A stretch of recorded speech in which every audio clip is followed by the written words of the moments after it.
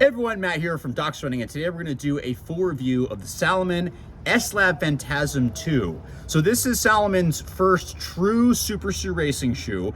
I was so excited to try to get my hands on these. Salomon did not send these to me. My wife actually bought them in size 10 for me as an early birthday gift, and I was really excited to try them out.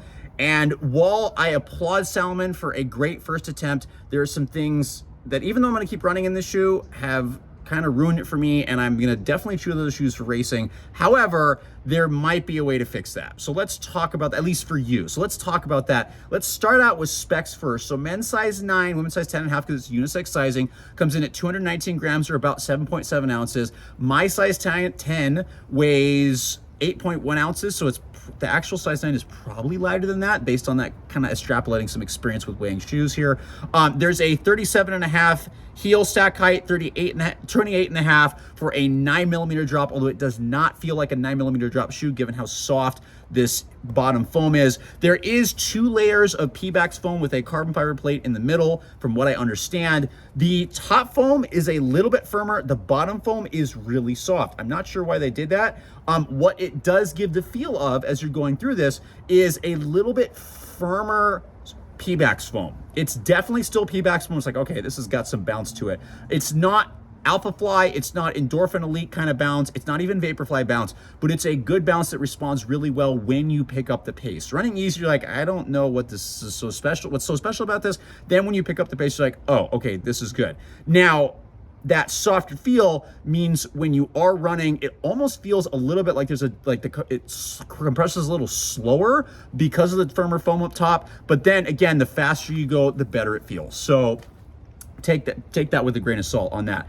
The one thing I have to say though, in the heel, the softer foam being back here and the sole being so narrow in a high stack shoe, this is not a shoe for anybody with stability needs. I've kind of maxed out at 6 to 7 miles in these, and my posterior tibialis and anterior tib are very sore after running in these for only really shorter miles. So, and it's because, and I can feel it when I land, I am collapsing heavily, not just like normal, like, hey, because I do pronate quite a bit. It's just my normal, it's how I shock absorb. It's like unstably, like, whoa, like, my ankles are getting a little bit wrecked, and that fatigues me after a while. So they are a little sore right now because I just did another workout on these right now. So if you have any stability needs in the heel or midfoot, this is not going to be a shoe for you. The sidewalls are nice. They are still Pebax, so they're pretty soft. Once you get into the forefoot, it is better. It's not a stability shoe in the forefoot either, but it at least is much more like relatively normal. So stability needs, absolutely not something I would ever take for a longer distance. If you have stiff, stable mechanics, you might like this,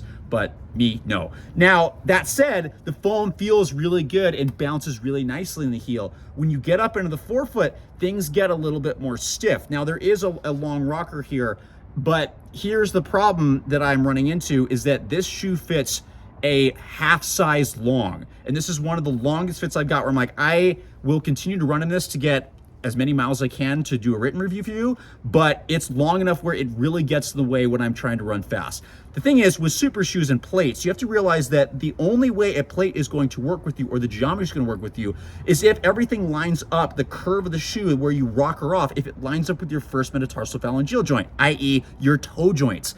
If the shoe is too long, it creates a longer lever, and you have to work harder to get over this. So when I land in the heel, it's like unstable, but it's okay. As I roll forward, I have to work extra hard to get over this thing. So if you're running super fast, it's not as big of a deal, except that I do kind of slide back and forth here. My heel doesn't pop up, but I do slide back and forth.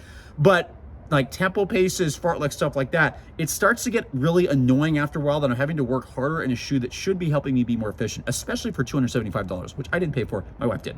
But so just know it fits a half size long, and if you stay with your normal size, like for me a size 10, that's gonna kind of get a little bit annoying. The time this does help is if you are doing longer efforts or you're running late in the day, like when your feet swell, then it fits a little bit better, but it's still significantly long and it is noticeable. So if you can, go a half size down. I'd love to try a size 9.5, but I honestly don't want to spend $275 on these if I can already get the review out and move on, because the heel is so unstable. I don't even know how a half size down would even work for me, because I do really run in these shoes. It's not just like I run a couple miles and leave them. I do still get a ton of miles out of these, and I want to use them, especially if either my wife or I bought them. So there's that.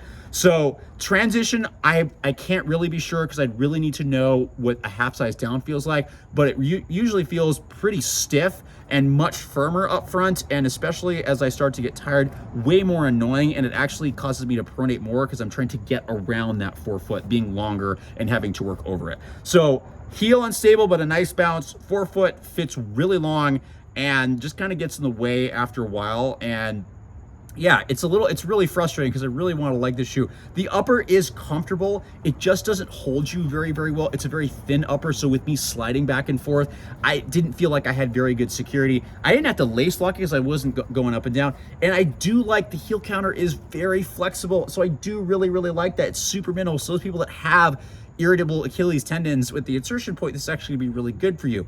But for me, again, the longer fit, I'm sliding back and forth.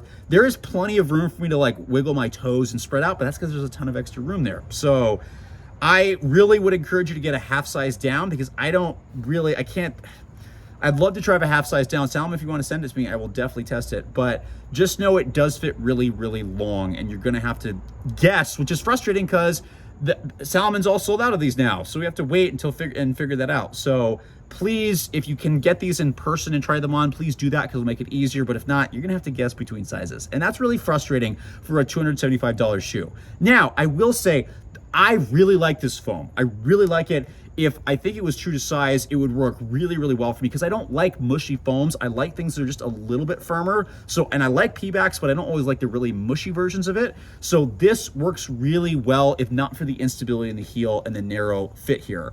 So some kind of biomechanical mechanisms that weren't really paid attention to here. So again, like if you make a shoe that's too long, it's not gonna work with the mechanics of your first toe joint, and it's not gonna be as efficient.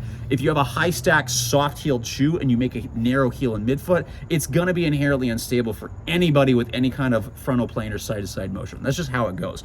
But it is still a super shoe. So I have to give that to Salomon for getting the materials right. It's just some of the design elements that definitely needs a little bit of work. And you know, maybe a half size down would fix that. I know I keep saying that, but for me personally, this is going to be a pass just because 275 is steep, and that's 275 is comparing to things like the Alpha Fly, the Endorphin Elite, which I really like. Please don't ask how I know this. The Alpha Fly 3 is absolutely awesome, and I'm definitely looking forward to testing it again.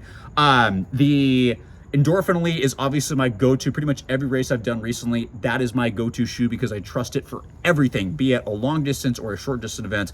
Being in this price point, I get Salomon, you are a little bit more expensive, but the long fit, I've never had any fit issues with any other Salomon shoe that I've tried before. The Aerial Glide, the Glide Trail, any of the Thundercross, any of the stuff that I've tried, I haven't had. Even the original Phantasm and now the Phantasm 2, the non-S-Lab, fit-wise has been fine. So just, if you get nothing else from this review, it is a super shoe, but the problem is it fits extremely long, and I would go a half size down, and hopefully you have a better experience than me. It was a birthday gift, so fortunately, my wife was the one who paid for it, not me. Did I still enjoy running in this shoe? Yeah, it was really cool to do this. Is it a little frustrating that I think it could be better based on the fit? Yes. I will still get plenty of miles on this. I've got about 20 right now. I will continue to get as many miles as I can. Durability is actually good to get a full written review for you, but that's my my video review of the Salomon S-Lab Phantasm 2.